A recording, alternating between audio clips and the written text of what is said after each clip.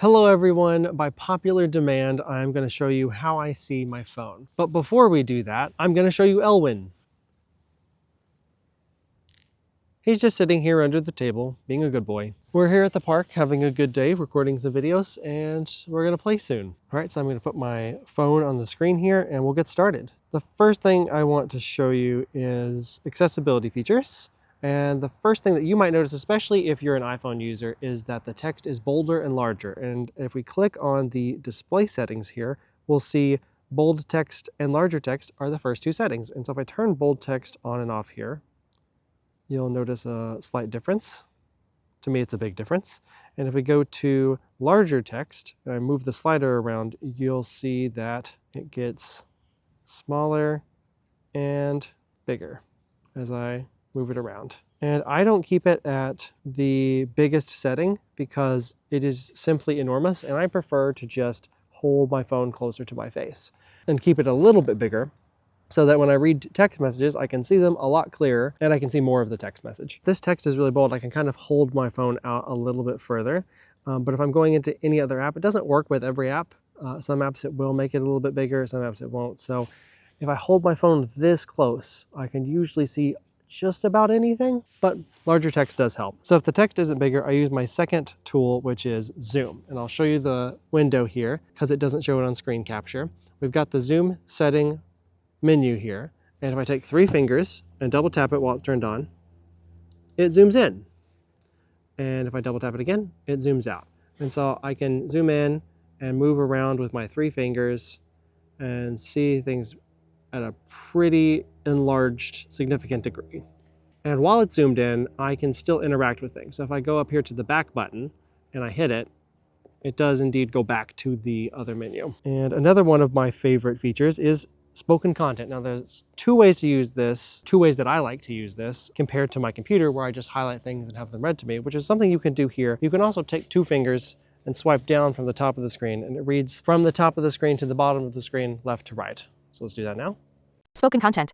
Speak selection on. A speak button will appear when you select text. Speak screen on. Swipe. So I'm going to pause it. There's a little control menu here. You'll probably notice that my speed is bumped up a little bit. If you think about your reading speed with your physical eyes, just think about me bumping up the speed as my reading speed through listening. Now I'm going to go out of the settings for a second and open up notes. And I've already typed out a sentence here. I can do that through just typing on the screen, or I can do that through dictation. So I'm going to dictate it again just to show you how dictation works. I press this button in the bottom right-hand corner. Hello, my name is Dylan, period. And it can dictate it. So I'm going to erase this. So if I highlight my sentence here, I'm going to double tap hello and drag the bubble across the whole sentence. Got my menu that pops up with my standard copy, paste, cut. And I scroll down to the bottom. We're going to see a new option if speech selection is turned on, speak. And if I just hit that, it will read me exactly what's highlighted and only exactly what's highlighted. Hello, my name is Dylan. Let me do it again, and let's only do the first 3 words. Hello, my name.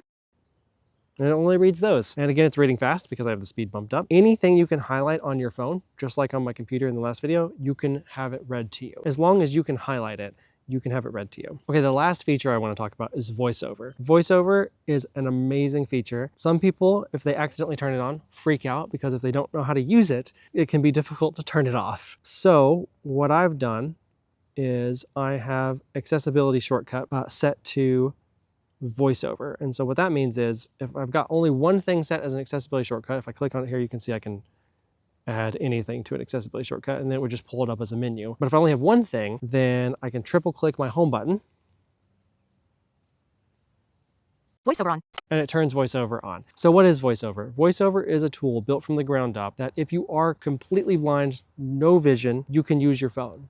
And even if you're not completely blind with no vision, you have remaining vision like me, it is an amazing tool to get a lot of information. So how does it work? Let's do basic navigation. So if I swipe left or right on the screen, it's going to, one item at a time, go up and down, left or right on the screen. Per app settings. Vertical scroll bar. Per app setting. Accessibility. Siri. Button. Assistive access. Guided access. General. AirPod. I'm going to scroll to the very top. Voice vision. Personalize iPhone in ways that work best. Accessibility. Heading. Back to the very top of accessibility menu. And you'll notice it's reading everything that this box covers. Personalize iPhone. Vision. Heading. Voiceover. On. Button. So if we scroll down. Zoom. On. Button. See, it told me zoom on, it's reading exactly what's in the box. And so I'm getting all that information, it's reading it to me. But because it's read it to me, I know where it is on screen. Display and text size, button. Zoom, on, button. And so I can navigate, and because it's only going one item at a time, I know where I am and I can keep myself oriented on my phone, like Elwin keeps me oriented in real life. So if I back out here, home, settings, one new item. I swiped up from the top, about a third of the way on the screen, and it backs out of the app. So every time you're on your home screen, it's gonna start on the top leftmost app. That's how you know where you are. So you can scroll to the right here.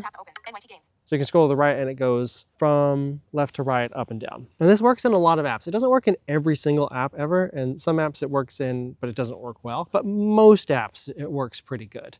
And I'm gonna demonstrate how it works using NYT Games, the New York Times Games logo, image, bullet games. the New York Times Games app. So I want to demonstrate how to use VoiceOver by playing one of these games. So I'm going to play the Wordle. I've turned VoiceOver off for a second because I can turn it on and off as I need it. And one of the things that I need to know is it gives you different colors if the letter is in the right place or the wrong place. I think it's green for correct place, yellow if it's a right letter but in the wrong place. So I'm going to type and then turn VoiceOver on to check my words. So let's do stare.